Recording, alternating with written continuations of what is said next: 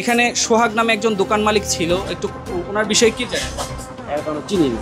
চেনেন না? না, এমনি দোকান আছে জানি। পাশেই তো দোকান, পাশে দোকান।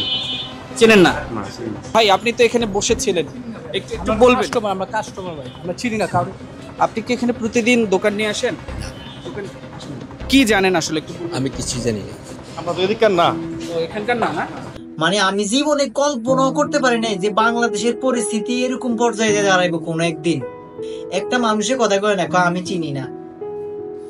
মানে কোন যুগে বসবাস করতেছি রে ভাই। ভিডিওর মধ্যে দেখলাম মানুষ দাঁড়াইতেছে, সবাই চাইতেছে খেলা, সাপের খেলা দেখাইতেছে, সবাই সাপের খেলা চাইতেছে। এখন যাই ওই জায়গার মধ্যে যখন প্রশ্ন করতেছে সাংবাদিক, আপনি কিছু দেখছেন? এখন কিছু দেখেন নাই। কারণ যদি হ্যাঁ কয়, তখন কইলে তো রাত গায়ে হেরে দিব 20 মারি 30 করে।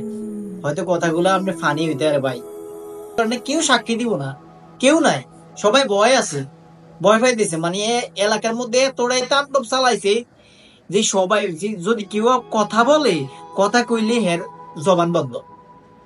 আরে ভাই, আজকে যদি আপনার উনার জায়গাতে আপনার ছেলে মরতো, তাহলে কি আপনি অস্বীকার করতে পারতেন? উনার জায়গায় আপনার মেয়ে মরতো, আপনার বাপ মরতো, আপনার ভাই মরতো, তাহলে আপনি কি করতেন? আজকে হ্যাঁ করে আপনি এইভাবে ছাড়িয়ে দিতেছেন, পরশু হেরাই আপনার মারে, আপনার বোনডে, আপনার বাপেরে খুন করবো, তখন আবার অন্য কোনো মানুষের সাক্ষী দিব না। কথাটা মাথায় রাখেন। আজ আপনার তো কাইল আমার।